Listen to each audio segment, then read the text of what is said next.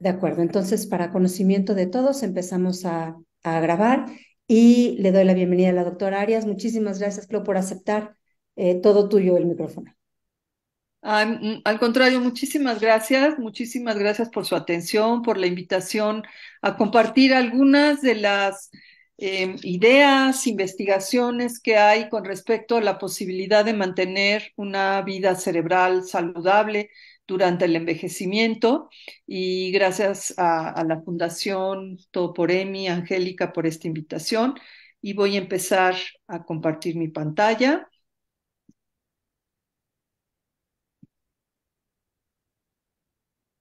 Y bueno, el día de hoy hablaremos de estilo de vida y salud cerebral en el envejecimiento.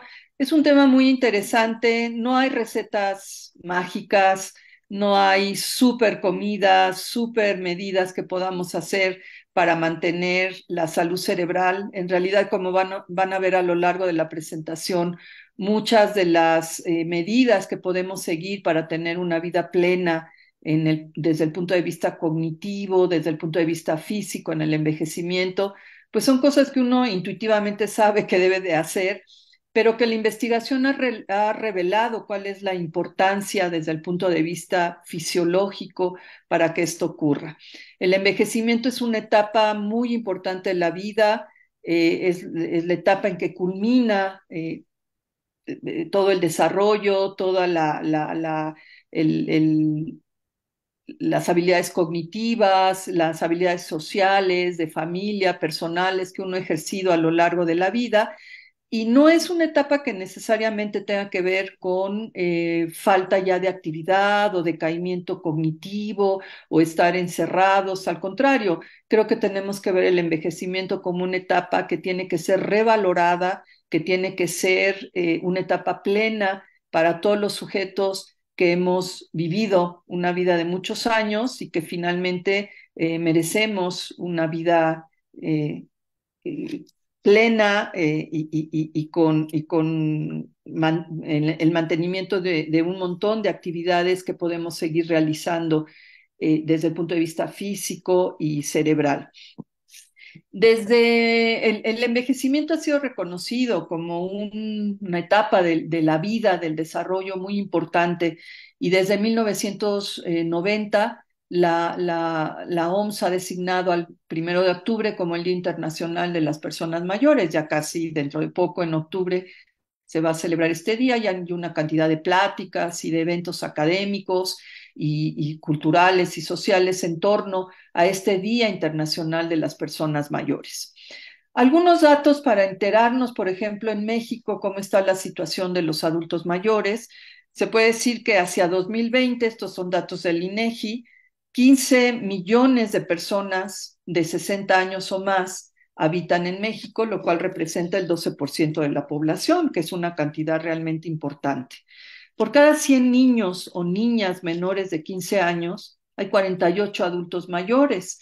Esto quiere decir que casi la mitad de los niños y niñas menores de 15 años representan el otro 50% prácticamente de las personas mayores de 60 años, para poner en números la importancia de entender el proceso del envejecimiento y la importancia de entender cómo podemos mantener una vida plena y una vida llena de actividades en estos adultos mayores que tanto han dado desde el punto de vista personal, social y familiar en nuestra población. Un dato interesante es que el 20% de las personas de adultos mayores no cuentan con afiliación a una institución de salud. Yo me he dado la tarea de revisar, por ejemplo, en nuestro país no existe un hospital geriátrico como tal, ya no digamos uno, debería de haber uno en cada entidad. Hay clínicas del adulto mayor, hay departamentos de geriatría en los hospitales más importantes, pero hospitales dedicados a la atención del adulto mayor, de la geriatría, pues yo no encontré. Hay institutos que investigan, el Instituto Nacional de Geriatría, que está más dedicado a la investigación de problemas geriátricos. Hay recientemente el Centro de Estudios sobre el Envejecimiento, que también es un instituto de investigación, pero creo que urge el entender que el adulto mayor requiere, al igual que los niños, porque hay institutos de hospitales infantiles, pues también que haya hospitales dedicados a los problemas geriátricos desde el punto de vista psiquiátrico, cardiológico, gastroenterológico y desde luego desde el punto de vista cerebral para atender y mejorar la salud del cerebro y todos los procesos que derivan de esto, como sería la cognición. ¿Cómo se encuentra más o menos la distribución por edad de los adultos mayores? La gran cantidad de adultos mayores en México pues están entre los 60 y los 69 años, muy parecido hombres y mujeres, ¿no? El porcentaje de hombres es 56%, 55% de mujeres. Después va decayendo, pues conforme a lo que conocemos como esperanza de vida, que en nuestro país anda alrededor de los 69, 70 años. Entonces, de los 70 a los 79 años, pues ya hay una disminución de la cantidad de adultos mayores, sigue habiendo un poquito de tendencia a ser mayor en hombres que en mujeres. Y nuestros adultos mayores de más de 80 años, pues aquí se revierte un poquito, empieza a haber un poco más de mujeres que de hombres. Pero como ven, pues bueno, la gran cantidad de adultos mayores están todavía en una edad en donde la actividad física, la actividad mental y las actividades sociales pues siguen siendo muy importantes. Entonces hay que entender cómo se puede preservar esta salud mental, esta salud física para llegar a esta edad en plenitud. En particular el cerebro no es muy diferente de lo que ocurre en otros órganos, pero sí hay ciertas particularidades que podemos empezar a revisar y que nos alertan de que el cerebro envejecido tiene ciertos cambios que podemos de alguna manera tratar de retrasar, revertir en cierta medida y mantener una salud cerebral y mental por mucho más tiempo.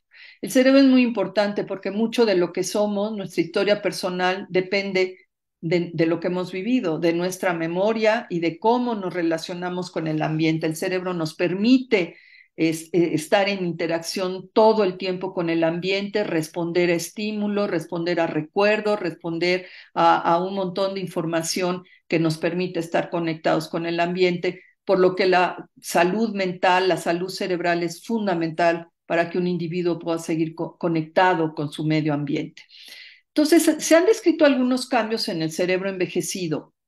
Por ejemplo, el cerebro disminuye en general su volumen en regiones particularmente relacionadas con aprendizaje y actividad mental compleja. Se ha visto disminución en el número de sinapsis que ocurre durante el envejecimiento, disminución en el flujo sanguíneo e incremento de marcadores de inflamación que pudieran tener un papel importante en mantener, en determinar algunos de estos eventos que les acabo de mencionar, como disminución del volumen o disminución del número de sinapsis. La disminución del volumen cerebral, esto también es importante mencionarlo, no ocurre en el 100% de los individuos que vamos envejeciendo, pero sí en un número significativo. Y, por ejemplo, esta es una gráfica que nos señala cómo las mujeres por peso y talla pues tienen un volumen cerebral menor, no quiere decir que tengan un cerebro menos complejo, es la misma complejidad, pero por talla y peso pues tiende a ser un poquito menor que el de los varones en promedio. Pero la pérdida del volumen cerebral a lo largo de la edad, por ejemplo, aquí está de los 10 a los 80 años de edad, pues va siendo muy parecido en hombres y en mujeres. Y este es un examen, esta es una tomografía en donde se ve, esto es en un individuo joven, una fotografía, digamos, del cerebro en un corte coronal, y en un individuo viejo, pues se ve como esta masa cerebral disminuye su volumen. Esta disminución del volumen no quiere decir que haya muerte de las neuronas, sino más bien como que hay un encogimiento de algunas de las neuronas o de los elementos que forman parte del cerebro como las sinapsis, las dendritas. Este es un esquema de las neuronas y cómo se comunican entre sí. Esta es una neurona con su cuerpo neuronal y todas estas ramificaciones se llaman neuritas. Este es un axón, que es por donde fluye la corriente eléctrica para comunicar esta neurona 1 con esta neurona 2. Y estos bulbos que se encuentran aquí, señalados en este recuadro, pues son, aquí está en el aumento, son las sinapsis. Entonces, pues en el envejecimiento se ha visto que hay una retracción de estos elementos, hay una reducción en el número de sinapsis en algunos casos, y esto hace que el volumen cerebral sea menor. Esto quiere decir que no hay muerte neuronal y que si podemos de alguna manera preservar esta comunicación interneuronal, pues se puede preservar un poco mejor la actividad cerebral. Este es un esquema en donde se ha visto, ya el otro era un dibujo, digamos, pero esto en la vida real, esto es en primates, post-mortem, células piramidales, así se llama porque tienen su cuerpo celular de la neurona, se ve como una pirámide, este es el cuerpo celular, y todas estas son las ramificaciones que permiten conectar a las neuronas entre sí para llevar a cabo estas actividades tan complejas que se llevan a cabo en el cerebro, desde la memoria, las emociones, los movimientos coordinados, el sueño, etcétera. Entonces, esto es una imagen que se ha tomado del cerebro, de la corteza cerebral de un mono, en donde se ha visto esta ramificación que permite la comunicación interneuronal, y en un mono envejecido se ve que hay una ligera disminución de estas neuritas que permiten esta comunicación, pero de manera muy interesante, miren, si ven este recuadro, aquí está el aumento aquí abajo en el joven, y aquí está otro recuadro en donde está el aumento en el cerebro de un mono viejo.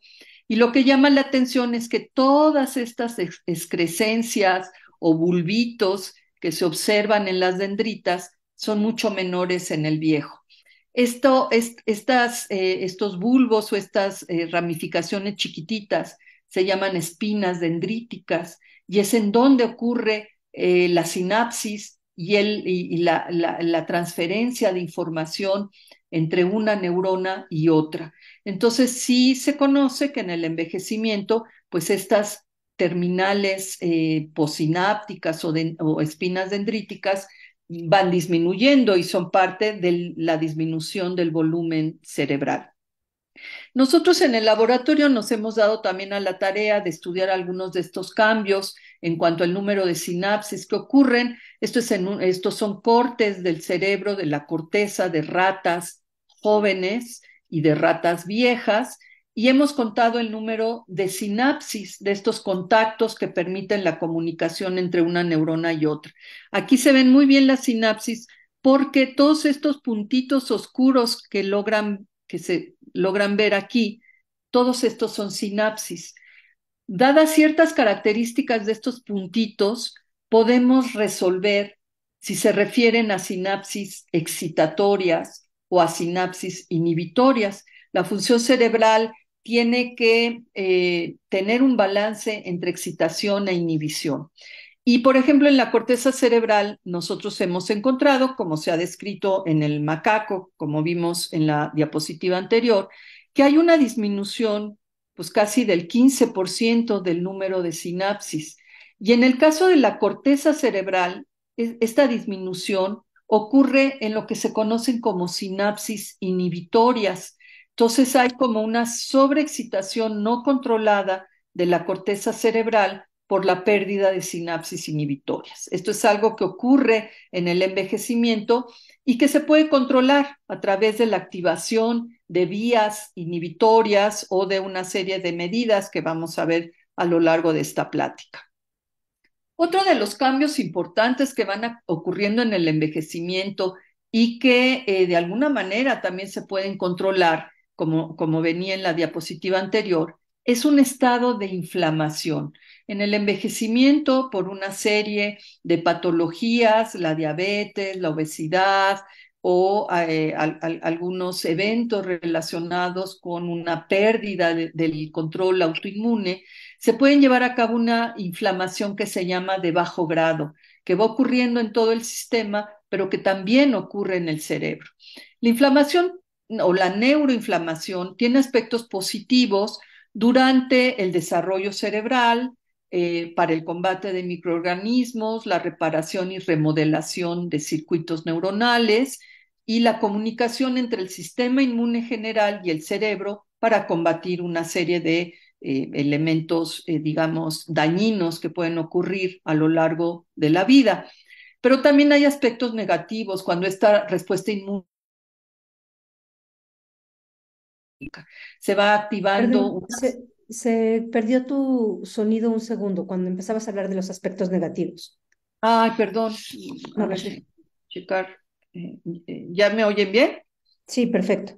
Bueno, decía que en el envejecimiento también hay aspectos negativos de la neuroinflamación, como es la activación de estas células que son las responsables de la respuesta inmune dentro del cerebro, que es la microglía. Se puede tener una activación prolongada y sin estar combatiendo microorganismos, simplemente por el ambiente o el microambiente que se está generando en el cerebro se activa la microglía, esto se puede asociar con daño neuronal, esto se puede asociar con daño cognitivo, con problemas de ansiedad y depresión y con edema y daño tisular. Entonces, cuando hay una neuroinflamación en el envejecimiento por un evento patológico de bajo grado que está ocurriendo ahí y que no se puede controlar o no se limita, puede haber también daño tisular y neurodegeneración.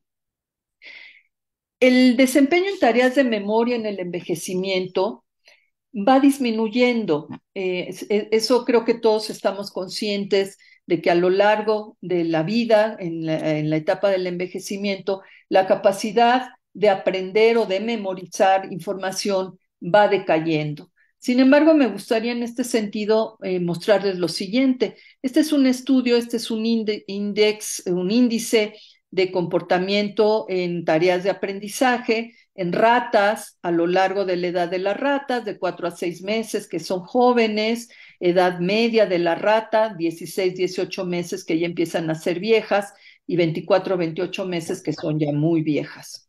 Entonces se va viendo que este índice va de memoria o de capacidad para llevar a cabo tareas de memoria va disminuyendo.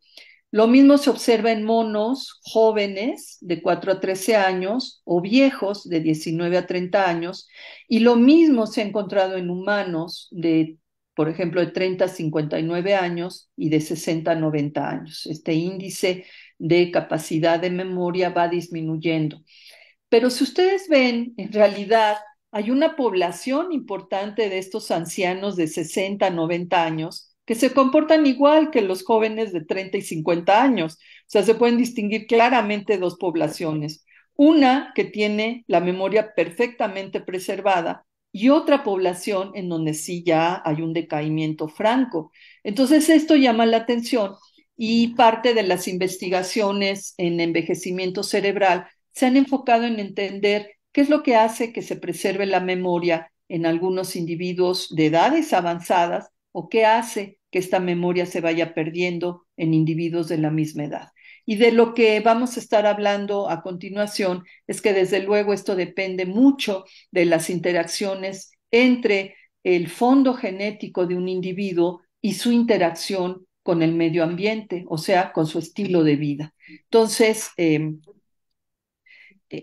uno de los rasgos de envejecimiento patológico más extremo con pérdida de la memoria es sin duda alguna la enfermedad de Alzheimer. El Alzheimer actualmente se encuentra, lo padecen 50 millones de pacientes en el mundo y se prevé que para el 2050, pues más de 150 millones de personas en el mundo van a padecer esta demencia. La gran mayoría de los pacientes con Alzheimer presentan una enfermedad de tipo esporádico, es decir, no hay un componente de mutación genética en donde claramente ya no se puede hacer mucho, sino que es una enfermedad esporádica. Y estudios muy serios, epidemiológicos, analizando bases de datos de una gran cantidad de pacientes que presentan Alzheimer o que se han seguido a lo largo de su vida. Son estudios retrospectivos, ven qué estilo de vida llevaban sujetos que padecen Alzheimer o que no, o que son resistentes para el Alzheimer esporádico, y se han encontrado 12 factores de riesgo que son modificables. Si uno pudiera modificar estos 12 factores de riesgo, podría modificar o preverse desde el punto de vista teórico hasta el 40% de los casos de demencia.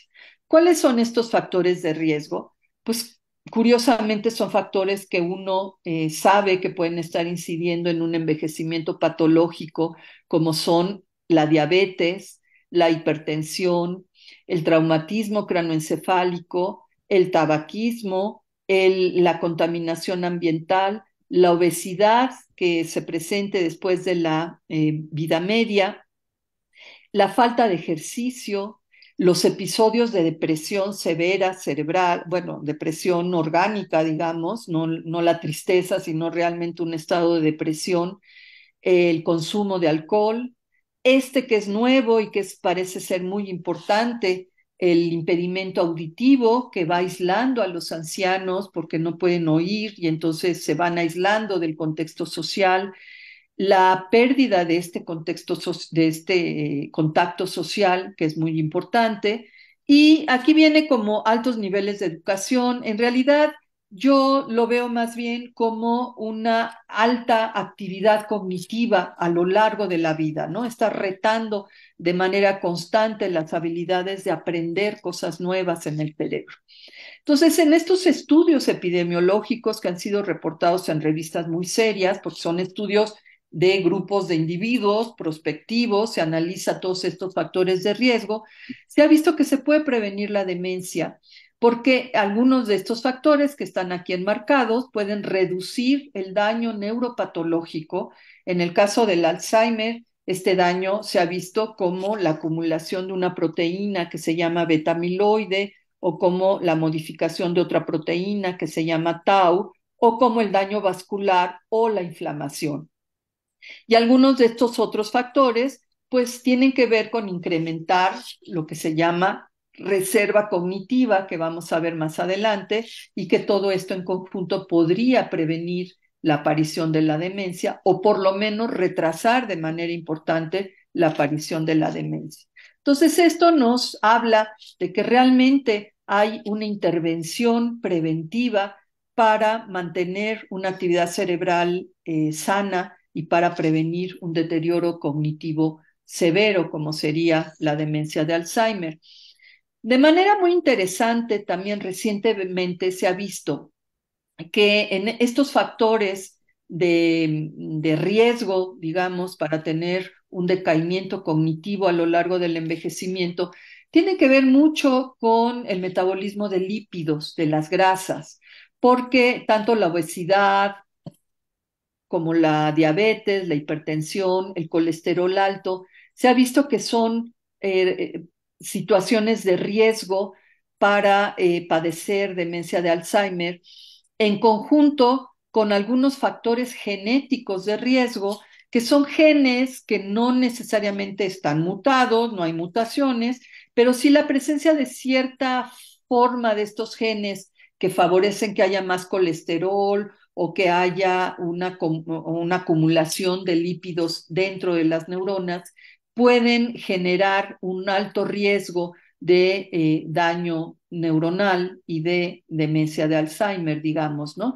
No voy a mencionar algunos de estos genes, no tiene caso, solamente la poliproteína E, que se sabe que es una proteína que transporta lípidos en el cerebro y que es uno de los factores genéticos de mayor riesgo para padecer Alzheimer.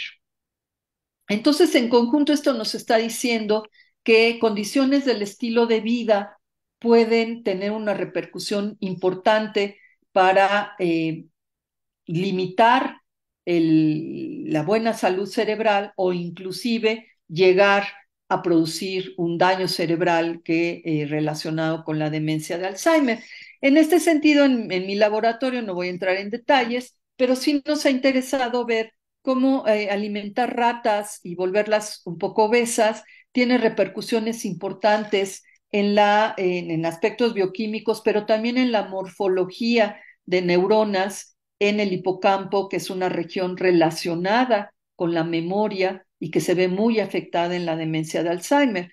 Estas ratas que volvemos obesas, haciéndolas comer una cantidad importante de grasa saturada, pues tienen un menor, esta es una neurona control, como vieron cuando les enseñé las neuronas de los monos, y hay menos dendritas en las neuronas de animales que fueron alimentados con dietas altas en grasa y altas en fructosa, que es la típica dieta de comer grasa saturada con refrescos o con alimentos que tienen alta fructosa, como son los refrescos, digamos, ¿no? Este es el número de dendritas que va disminuyendo de manera significativa en varias zonas de la neurona en la dieta alta en grasa. Y estas son estas excrescencias que les mencionaba yo, que son las espinas donde ocurren las sinapsis, que en los animales con una dieta alta en grasa son bastante menores. Entonces, factores de estilo de vida, como sería el tipo de dieta que consumimos de manera crónica, pueden tener un impacto importante en la estructura y la función del cerebro. ¿Por qué este impacto tan importante de la dieta en el cerebro? Bueno, el cerebro representa el 2% del peso corporal del cuerpo, sin embargo, consume el 20% total de la energía. Entonces, todos los eventos de desarrollo, de actividad cognitiva, motora, control de la parte vegetativa, el control del ritmo cardíaco, de los eventos del tracto intestinal, todo lo que conocemos que es la vida vegetativa y la vida de movimiento y cognitiva del cerebro, pues tiene que ver con el metabolismo energético, que es muy alto en el cerebro.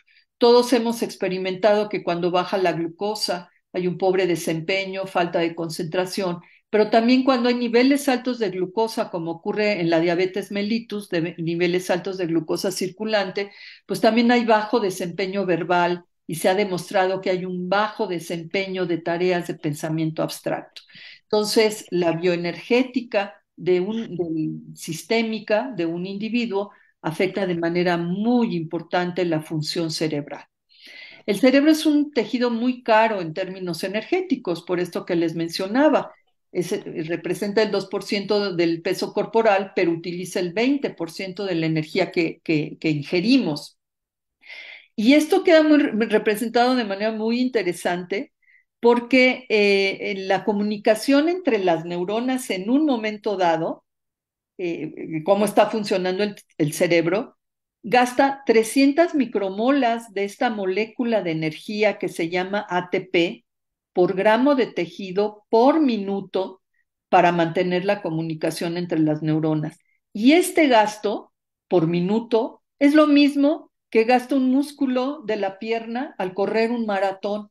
Entonces nos podemos dar cuenta de las demandas, de la demanda energética del cerebro y de cómo pues muchas veces lo que ingerimos puede tener una repercusión muy importante en el cerebro. Esto también cobra mucha relevancia si nos vamos más atrás en la evolución de los humanos, los homínidos y los humanos, en donde se ha visto. ¿Tú ya estabas? ¿Sí me escuchan? Sí, perdón, Sí. alguien dejó abierto su micrófono. Ok. Adelante. Entonces, el proceso de crecimiento cerebral se calcula que empezó hace 2 millones de años, dadas las condiciones geofísicas que ocurrieron y climáticas en África, que produjeron adaptaciones de nuestros ancestros que favorecieron la encefalización. Aparentemente, esta encefalización empezó, entre otras circunstancias que se han analizado, por cambios en la dieta, de una dieta basada en carbohidratos a una dieta basada en proteína y ácidos grasos poliinsaturados. Entonces, esto nuevamente señala el impacto que puede tener una dieta en el mantenimiento del cerebro. Y este es un dato que a mí me llama mucho la atención y me asusta un poco. Si vemos las diferencias en la dieta entre los humanos de hoy en día y de nuestros ancestros recolectores y cazadores de hace muchísimos años atrás, vemos que en los contemporáneos la ingesta de calorías ha aumentado muchísimo con respecto a los recolectores y cazadores. La actividad física ha disminuido muchísimo. El total de carbohidratos, del consumo de carbohidratos, carbohidratos procesados ha aumentado. El consumo de fibra ha disminuido. La proteína total ha disminuido. Las grasas, por ejemplo, la relación de los ácidos grasos poliinsaturados, que es tan importante para la encefalización, ha disminuido. El consumo de grasa saturada, ¿no? Esta grasa de origen animal, ha aumentado y los micronutrientes han disminuido. Entonces ha habido un cambio en la dieta dada pues por una variedad de situaciones que pues, todos estamos conscientes, el consumo de alimentos ultraprocesados, una disminución de la actividad física, que trae consigo pues consecuencias importantes en la salud en general y pues también en la salud cerebral. Entonces, ¿cómo podemos llevar a cabo una dieta o una serie de actividades de vida, de ejercicio, de alimentación que favorezcan la función cerebral? Bueno, hay una regla, digamos, muy sencilla, que es lo que es bueno para el corazón o para el sistema cardiovascular, es bueno para la mente, porque finalmente el cerebro tiene que tener un aporte sanguíneo muy adecuado, muy constante, con buenos nutrientes para mantener esta actividad todo el tiempo. Y hay otra regla muy interesante que a mí, bueno, hasta es un poco divertida, pero que es muy real, que escribió el doctor Petersen de la Clínica Mayo, dice, si el nutriente viene de una planta, cómetela. Si el nutriente se hizo en una planta, no te la comas. Quiere decir que los nutrientes ultraprocesados que se hacen en las plantas industriales, pues no son muy adecuados para una buena salud cerebral. Entonces, muchas de las claves para tener una buena alimentación que puede impactar la salud general, la salud cardiovascular y la salud cerebral, se basa en entender estos grupos de alimentos en esta escala que se llama NOVA. Entonces, lo ideal es comer alimentos del grupo 1, que son no procesados o mínimamente procesados, como son vegetales, legumbre, leche, harina de maíz o trigo. El grupo 2 son ingredientes culinarios procesados, pues que todos tenemos acceso a aceites vegetales, mantequilla, azúcar y sal iodatada.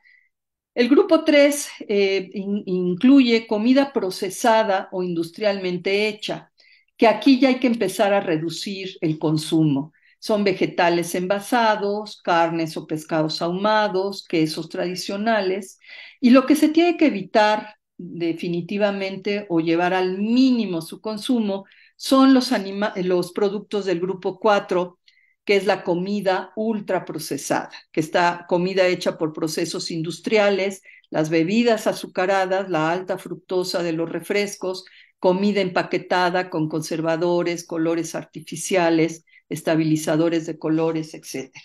Entonces, volviendo a la premisa anterior, si viene de una planta, cómetelo. Si se hizo en una planta, no te lo comas, ¿no? Evitar al máximo la comida ultraprocesada. Existe una dieta para la mente, para mejorar el desempeño cognitivo. En realidad eso todavía está muy en discusión. Hasta hay muchos estudios con esto que se llama dieta MIND, parece que dice Mind Diet, ¿no? Dieta para la mente. En realidad las siglas quiere decir que es una dieta mediterránea para reducir o retrasar el proceso neurodegenerativo asociado al envejecimiento. Y esta dieta enfatiza el consumo de comida de origen vegetal, que serían los del grupo 1, hojas verdes, frutos rojos, pescado, aceite de oliva. Limita el consumo de grasa saturada, que serían los del grupo 2 y 3, alimentos procesados, y evita totalmente los alimentos ultraprocesados, que son los del grupo 4 que les mencionaba. ¿Qué tan efectiva puede ser esta dieta para la mente o esta dieta mediterránea? Pues miren, hay estudios recientes, este es muy reciente, acaba de ser publicado en 2023, en donde se escogieron unos 604 participantes. A 301 participantes se les dio una dieta de tipo mediterránea durante 3 años. Como ven, pues el número de participantes se va perdiendo porque no todos van siendo adaptados todo el tiempo a esta dieta mediterránea. Y estos otros participantes se les dio una dieta control, pero digamos hipocalórica, una dieta normal, pero sin, evitando el uso de alimentos ultraprocesados o con gran cantidad de calorías, una dieta normal relacionada con el peso de los individuos. Estos individuos eran mayores de 60 años. No tenían antecedentes de demencia de Alzheimer o de algún proceso neurodegenerativo, eran sanos en general, no tenían diabetes o tenían una hipertensión controlada. Y lo que vieron sí, es lo siguiente. Después de 3 años de alimentación, en ambos grupos se produjo una pérdida de 5 kilos de peso, lo cual está bien porque tenían una dieta que no era llena de carbohidratos o de calorías. Sin embargo, hubo una ligera mejoría en la cognición de estos individuos. Es un tiempo corto, son 3 años. Si ven aquí, por ejemplo, esto empezó después de medio año. Este es un índice cognitivo, digamos, no vamos a entrar en detalle, 0,12. Después de 3 años subió a 0,20 con la dieta mediterránea. Pero con la dieta pues hipocalórica, digamos, una dieta normal, no de tipo mediterráneo, también hubo una mejoría de 0,11 a 0,17 de manera significativa. Entonces, esto señala que, bueno, es un tiempo corto, la dieta mediterránea tiene un impacto positivo, pero simplemente el evitar una dieta hipercalórica también tiene un efecto positivo. En ambos casos se perdió la misma cantidad de peso y esto, bueno, llama la atención y estimula la investigación para saber cuáles efectos reales de los tipos de dieta pueden impactar la salud cerebral. Entonces, aparentemente evitar alimentos ultraprocesados, que en ambos casos se evitó, evitar el sobrepeso por dietas hipercalóricas, puede tener un efecto muy importante en mantener o inclusive aumentar ligeramente esto que se llama índice cognitivo. Entonces, la dieta tiene un efecto importante. ¿Qué otros eventos o qué otras condiciones de estilo de vida pueden tener un efecto interesante en el mantenimiento de la actividad cerebral? Pues sin duda es el ejercicio. La actividad física, hay estudios, como vamos a ver a continuación, muy interesantes de cómo la actividad muscular puede repercutir en la actividad cerebral. Entonces, una actividad física recomendada para adultos mayores de 60 años, pues son 150 minutos a la semana, por ejemplo, 30 minutos 5 veces a la semana de un ejercicio moderado, como sería la caminata, o 75 minutos de actividad un poco más vigorosa, escalar, trotar, correr o nadar, por ejemplo. Se requiere también otro tipo de ejercicio, 2 días al menos de actividades de fuerza muscular. Una de las condiciones que se asocian con el envejecimiento es la sarcopenia, la pérdida de masa muscular, y se han encontrado relaciones interesantes entre la pérdida de masa muscular y una deficiencia cognitiva a lo largo del envejecimiento. Entonces, mantener la masa muscular parece ser un factor importante también para mantener una buena salud cerebral. Y esto que a veces se nos olvida, realizar ejercicios que mejoren el equilibrio y la flexibilidad. En el envejecimiento se va perdiendo mucho esta capacidad de equilibrio por alteraciones en el cerebelo o en las vías que nos permiten mantener un buen equilibrio y flexibilidad muscular. Entonces, lo ideal es también hacer ejercicios de equilibrio, sostenerse en un solo pie, hacer estiramientos, hacer yoga, tai chi o ejercicios de baile que recientemente se ha visto que tienen un impacto desde muchos puntos de vista, auditivo, ritmo, actividad muscular, etcétera. Entonces, estas intervenciones, pues parece que uno reconoce como algo bueno, pero hay muchos estudios muy interesantes desde el punto de vista científico. La actividad física se ha visto que aumenta los niveles de neurotrofinas, que son moléculas que se producen en el cerebro y que mantienen a las neuronas en un estado de actividad efectiva y constante. La actividad física también mejora el flujo sanguíneo, que es muy importante si, como comentábamos, el cerebro requiere una gran cantidad de aporte de sustancias que vienen del flujo sanguíneo. Aumenta el estrés oxidativo, es un tipo de estrés que aumenta defensas antioxidantes, disminuye la inflamación. En modelos animales se ha visto que aumenta neurogénesis, pero puede aumentar también neuritogénesis, o sea, el desarrollo de neuritas en neuronas preexistentes, lo que mejora la conectividad cerebral. Todo esto puede tener un impacto importante en la actividad sináptica, en la eficiencia de los circuitos neuronales, en mantener una conectividad entre las neuronas y en aumentar la cognición. Y más aún, se conoce, por ejemplo, que el ejercicio físico, este es un músculo, produce unas moléculas que se llaman mioquinas, como es la fibronectina tipo 3, que es un precursor de una molécula muy interesante que se llama iricina, que se libera al torrente sanguíneo, atraviesa la barrera hematoencefálica y llega a las neuronas. Esta molécula iricina, que hay mucha investigación alrededor de ella, no se conoce todavía muy bien, pero se sabe que también estimula la producción de estos factores que se llaman neurotróficos, como el BDNF, que permite una mejor salud neuronal, una mejor conectividad y preservar muchas de las funciones estructurales y funcionales de las neuronas. Entonces, vean qué vías más interesantes de que el ejercicio físico no solo está regulando un mejor riego sanguíneo, sino que se están produciendo moléculas en el músculo que impactan moléculas en el cerebro para mantener una buena conectividad neuronal y de alguna manera prevenir la neurodegeneración o esta pérdida de sinapsis de las que yo les había hablado.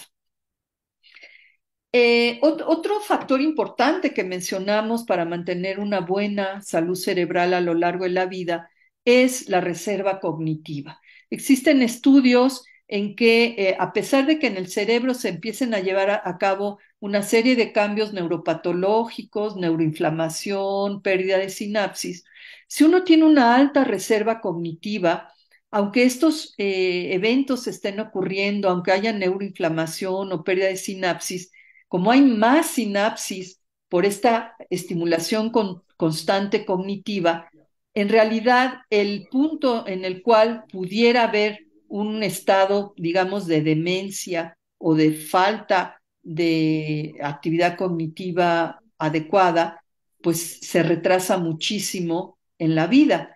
En un individuo que tiene una baja reserva cognitiva, este decaimiento ocurre más rápido y en caso patológico puede presentar un estado de deficiencia cognitiva media o inclusive de demencia mucho más rápido en los años que alguien que tiene una alta reserva cognitiva.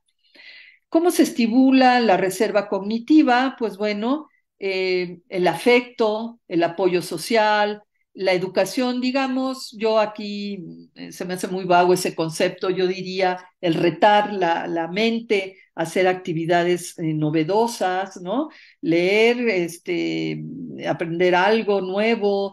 Esto se puede llevar a cabo en cualquier nivel social, no necesariamente algo académico, sino también en el campo o en cualquier actividad social que uno desarrolle, puede estar estimulando con cosas nuevas la cognición.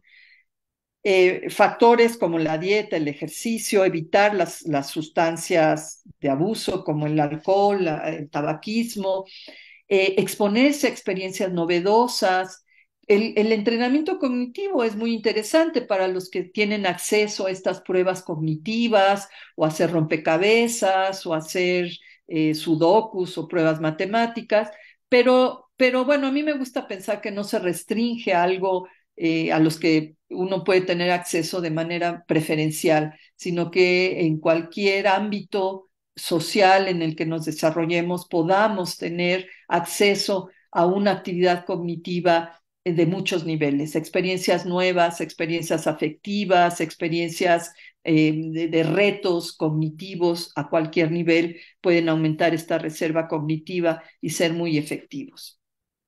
Entonces, bueno, en un poco resumiendo, pues las claves que todos conocemos, pero que luego no llevamos necesariamente a cabo, pero que tienen un impacto muy importante, como muchos estudios están revelando, es llevar una dieta saludable, evitar traumatismos cranoencefálicos. Esto es importante. Los ancianos que pierden flexibilidad y equilibrio se caen y se golpean más frecuentemente. Entonces, favorecer esta flexibilidad y equilibrio para evitar traumatismos, controlar la hipertensión, cuidar en los diabéticos niveles de azúcar, colesterol, evitar tabaco, minimizar el uso del alcohol, construir redes sociales, que es muy importante, mantener a los ancianos en un ambiente social de interacción, no aislarlos, controlar, por ejemplo, la pérdida de la audición para evitar que los ancianos se aíslen, cuidar las emociones, evitar el estrés o minimizar el estrés, la depresión, estimular la mente y dormir bien, porque también se ha visto que el sueño con la edad se va disminuyendo, se va perdiendo y también es un factor que se ha visto que puede impactar de manera importante la función cerebral. Recientemente, y es muy interesante, se está tratando de realizar o de diseñar estos mecanismos para mantener monitoreados a los ancianos y evitar caídas, evitar alteraciones cardíacas, mantener monitoreados con un cuidador en vía remota. Hay hasta, bueno, robots de asistencia, hay calcetines inteligentes que permiten mandar señales si el individuo está teniendo pérdida de equilibrio. Existen parches para ir monitoreando electrolitos, glucosa, creatinina para la función renal, sensores que mantienen, por ejemplo, casos de diabetes, mantener los niveles de insulina de manera adecuada, monitoreo en general de la salud cerebral, recursos para recordar cuándo se tienen que tomar sus píldoras de tratamiento, todo esto de manera digitalizada. Entonces, eso suena muy bien. Ojalá que todo el mundo pudiera en un futuro tener acceso a este tipo de monitoreo. Pero bueno, yo sigo pensando que la parte preventiva es lo más importante, no aislarlos, porque bueno, yo veo estos ancianos ahí sentados en su sillón medio aislados y muy monitoreados, pero a mí me gusta más pensar lo que decía Rita Levi Montalcini, premio Nobel, una neurocientífica muy importante que describió, de hecho, uno de los factores neurotróficos del cerebro.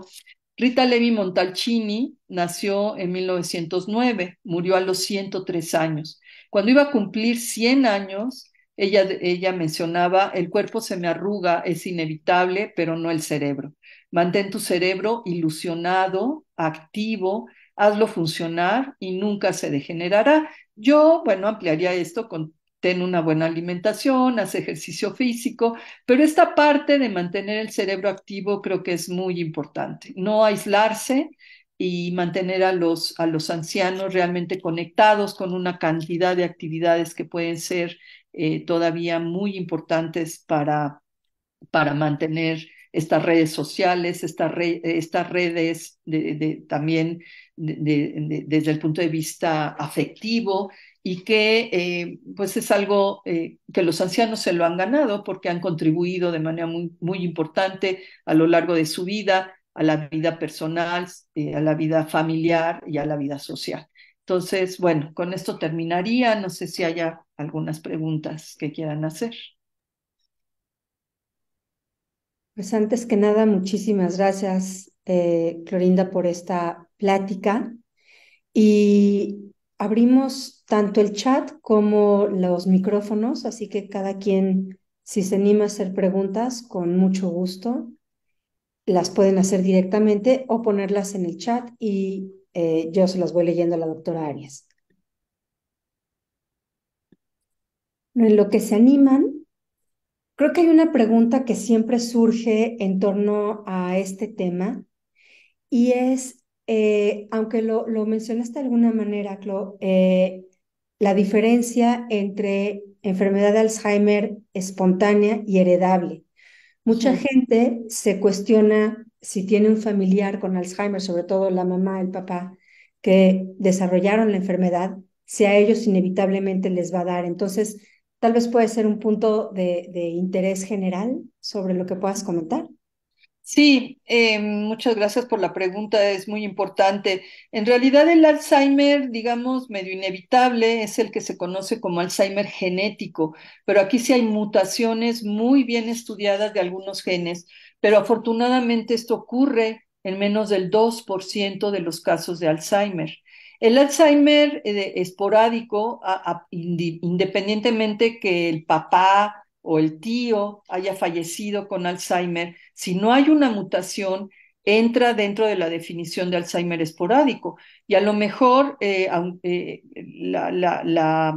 riesgo que tuvo esa persona para padecer Alzheimer se relacionaba con estos factores de estilo de vida. Un ambiente genético, digamos, propicio, pero que tomando acciones en el estilo de vida se puede prevenir.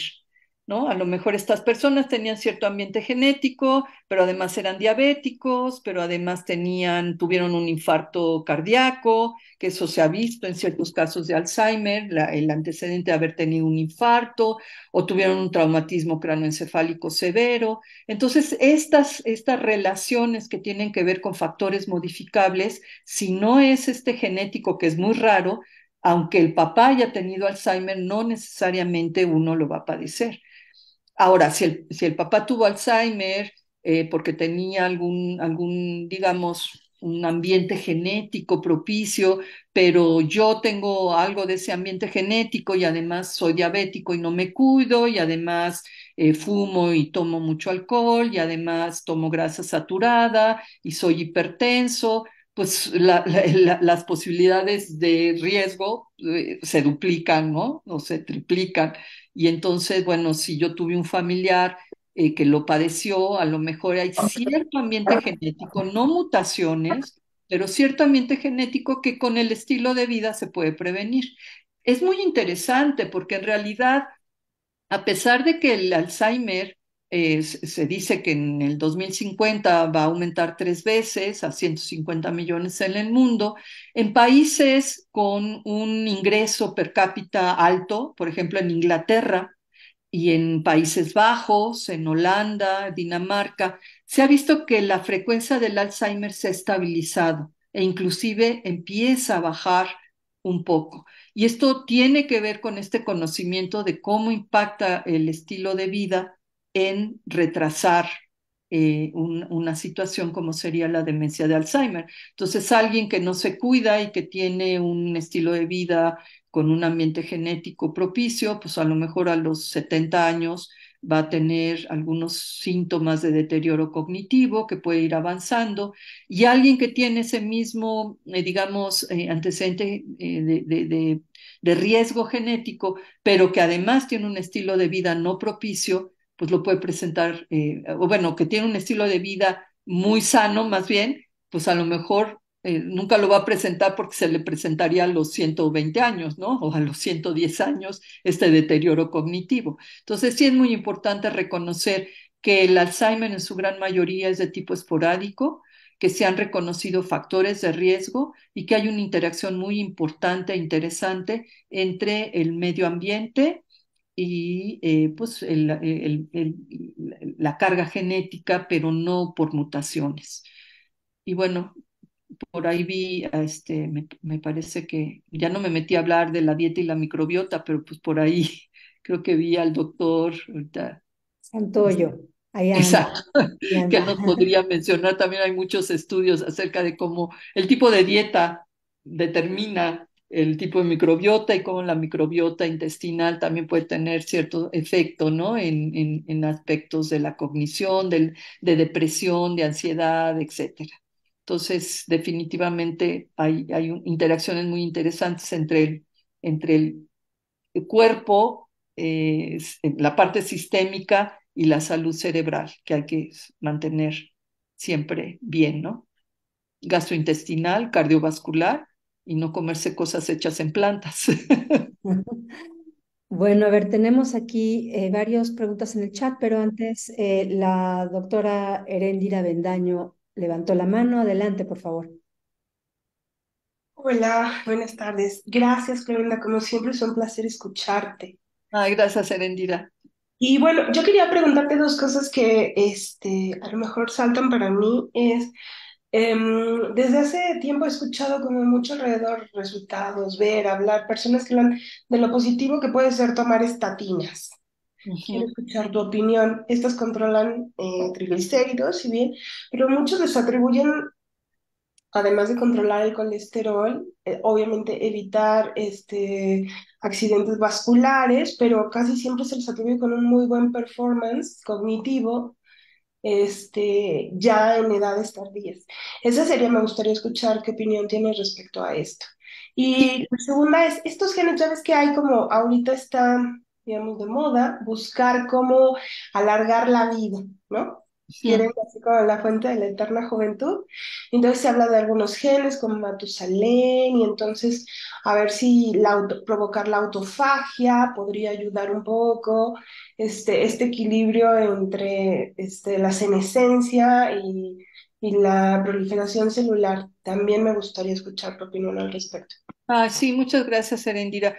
Bueno, con respecto a la primera pregunta, es algo que todavía está un poco en debate. La mayoría de las estatinas controlan la síntesis de colesterol sistémico. La mayoría no atraviesa la barrera hematoencefálica y el colesterol cerebral no se relaciona con el colesterol sistémico. El colesterol sistémico no atraviesa las lipoproteínas que transportan colesterol, no atraviesan la barrera hematoencefálica. Sin embargo, el mantener unos buenos niveles de colesterol sistémico, pues tiene que ver con una buena salud cardiovascular y con una buena irrigación sanguínea en el cerebro. Entonces, está un poco en controversia el efecto positivo en el cerebro de las estatinas. Nosotros hicimos algunos estudios hace algunos años y pues vimos que las estatinas que cruzan la barrera hematoencefálica producen unos cambios ahí medio extraños en el cerebro. Pero bueno, las estatinas en general que se dan para controlar el colesterol sistémico, creo que se tienen que dar con precaución, que tienen su indicación muy precisa que se tiene que seguir aquellos pacientes que tienen niveles elevados de colesterol o triglicéridos que no se controlan.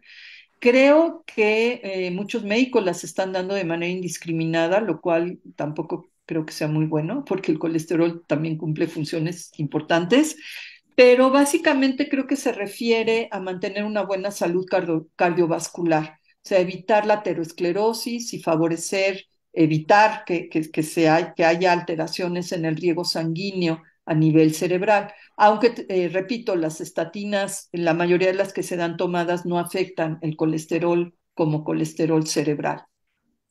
Del otro que mencionabas, pues es muy interesante. Ciertamente con el envejecimiento ocurren una serie de cambios asociados a algunos que se relacionan con la senescencia. Las neuronas son posmitóticas, pero con el envejecimiento también están expresando algunos marcadores de senescencia celular. Y algunos de estos marcadores importantes es la acumulación de proteínas mal plegadas, que es un dato que frecuentemente ocurre en las neuronas a lo largo del envejecimiento, y ciertamente la autofagia parece ser un evento muy importante que estimula la limpieza de estas proteínas dañadas que se van acumulando y que no se pueden eliminar de manera adecuada. Entonces, pues hay toda una serie de estudios muy interesantes. Hay compañías ya enfocadas en fármacos que estimulen la autofagia para limpiar todas estas proteínas, bueno, buscando estimular autofagia y degradación a través de lisosomas de estas proteínas que se van acumulando y que van dañando a las neuronas. Entonces, ese es un campo muy interesante. Hasta ahora lo que yo conozco de autofagia pues se refiere a fármacos, ¿no? El ejercicio físico es un estimulador también de la autofagia, porque estimulas estas vías que regulan a mTOR, que a su vez regulan la autofagia, por ejemplo. Pero bueno, hay un equilibrio, ¿no? Cuando ya el desbalance es muy grande, pues aunque tú comas bien y hagas ejercicio, pues no lo puedes contrarrestar y tienes que echar mano a fármacos. En el caso del ejercicio físico, una historia muy interesante es que se ha tratado de buscar fármacos que simulen el efecto de la iricina, esta proteína o péptido que deriva de la fibronectina que se produce durante el ejercicio físico. Entonces, sí hay mucha investigación tratando, pues, de mimetizar estos efectos positivos de estilo de vida utilizando algunos fármacos que estimulen y que lleven a una mejor eliminación de cosas que se van acumulando de manera dañina, ¿no? En las neuronas.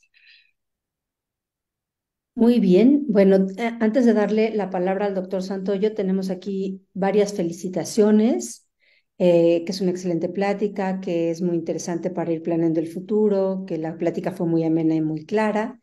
Y pregunta Sonia, ¿cómo definirías coloquialmente la reserva cognitiva?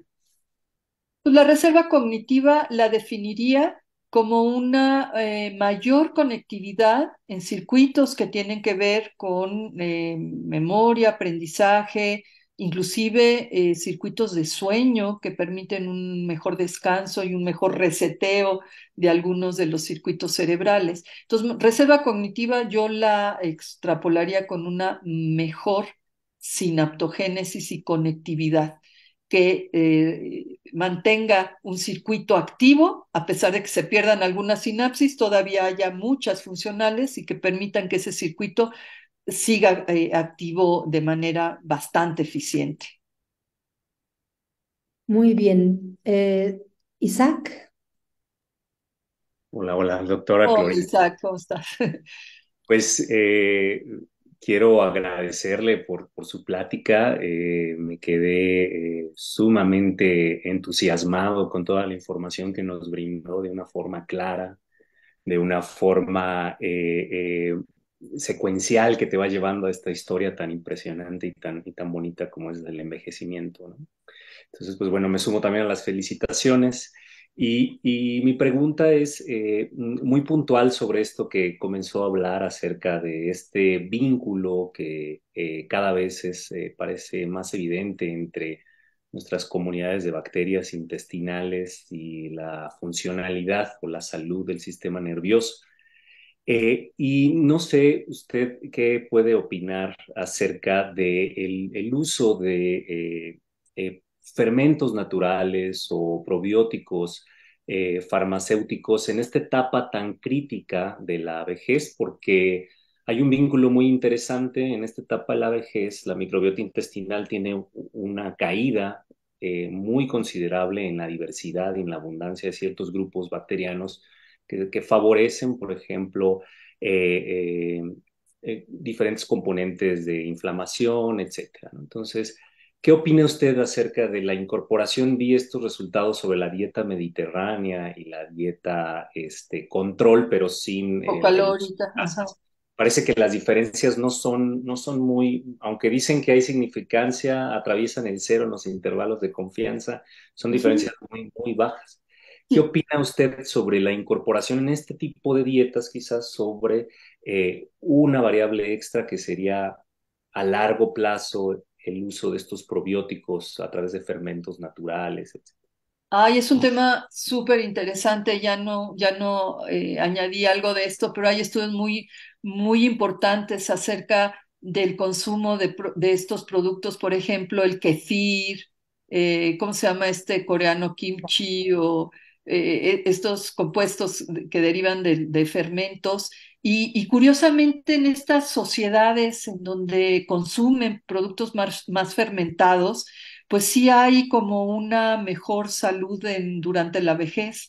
Entonces, hay algunos estudios, yo no me he metido a explorar con mayor detalle, pero sí hay estudios epidemiológicos y experimentales dando, creo que hay 5 tipos, sobre todo de estos en Alemania que usan la col fermentada, el kefir, y se ha visto cierto efecto positivo. No sé, por ejemplo, sería muy interesante, no lo he buscado, el adicionar, como tú dices, además de una dieta hipocalórica o mediterránea o ausente de productos ultraprocesados, con estos alimentos fermentados. Pero yo creo que ahí hay una beta súper interesante de estudio, porque se han descrito poblaciones de sujetos muy longevos. Y curiosamente, muchos de estos se relacionan con dietas que consumen, no sé, alimentos, yogurt o cosas, se han relacionado en Grecia, en Japón, bueno, en Costa Rica, ahí sí no sé qué es lo que consuman, muy fermentado, pero sí hay grupos que serían muy interesantes. Han analizado, yo no podría ahorita hablar mucho al respecto, pero que se llaman puntos azules en el mundo de poblaciones longevas. Desde luego debe haber un componente genético que también se está analizando muchísimo, pero interacción con la alimentación, el ejercicio físico, inclusive y bueno, y curiosamente, en California también hay uno de estos puntos azules que les llaman, que ahí no han visto mucho de alimentación y de ejercicio, pero que son muy místicos, ¿no? No sé, son de algún tipo de religión muy cerrada, que tienen pues una actividad, digamos, más cognitiva, mística o algo así. Es muy interesante evaluar la posibilidad de que varias facetas de la actividad neuronal que impacta cierto estilo de vida eh, se modifique, pero lo de la microbiota creo que está cobrando muchísimo interés y lo de los alimentos fermentados también muy importante. Sí, hay varios estudios.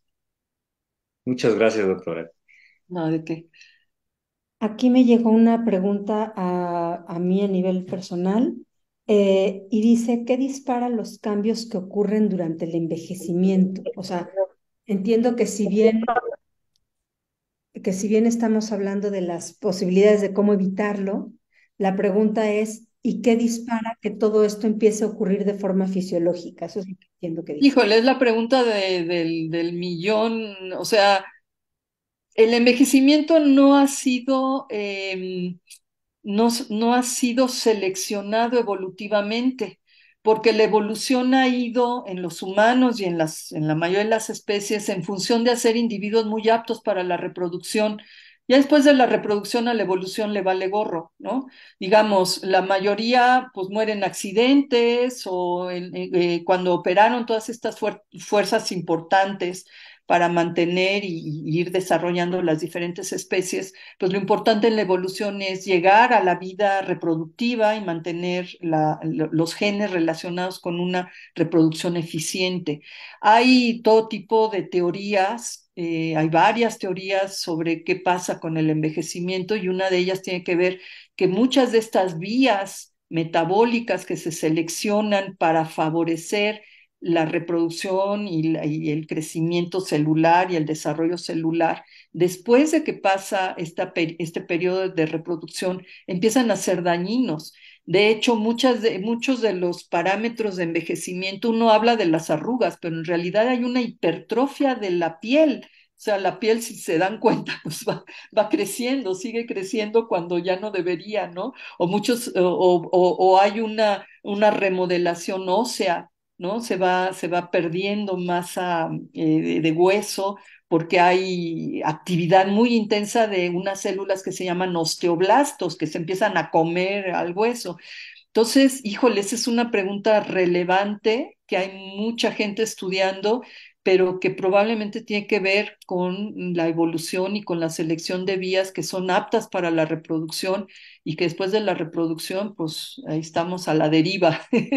Eh, sí, la muerte generalmente ocurría después de la reproducción o en la etapa juvenil por enfermedades o por accidentes.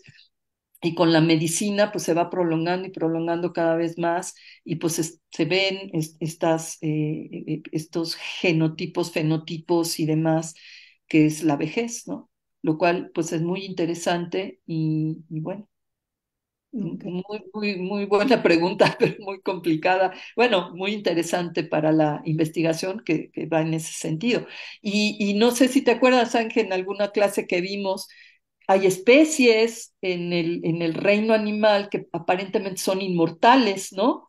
Estas en el mar, estas Usa. medusas, hay un tipo de medusa, pues que aparentemente es inmortal y se han visto cuál es su genética y cuáles son los genes que le permiten mantenerse bien y aparentemente hay una renovación constante de tejidos por bueno, tienen varias réplicas de genes que tienen que ver con antiestrés oxidante, rejuvenecimiento, en fin, es súper interesante. Muy bien. No sé si alguien más tenga alguna pregunta, si no a mí se me ocurre otra, pero no quiero robarme el micrófono porque yo soy muy afortunada de tener a Clorinda muy cerca, entonces siempre le puedo hacer preguntas. Eh, Ángel, yo tengo una pregunta. Adelante, Fer. Buenas tardes, gracias por la plática súper interesante y gracias por el foro. Mi pregunta va dirigida a las emociones. Oí muy poquito sobre emociones y yo creo que un gran detonante del inicio del deterioro, tanto cognitivo como físico de cualquier persona o hasta animales, es las emociones.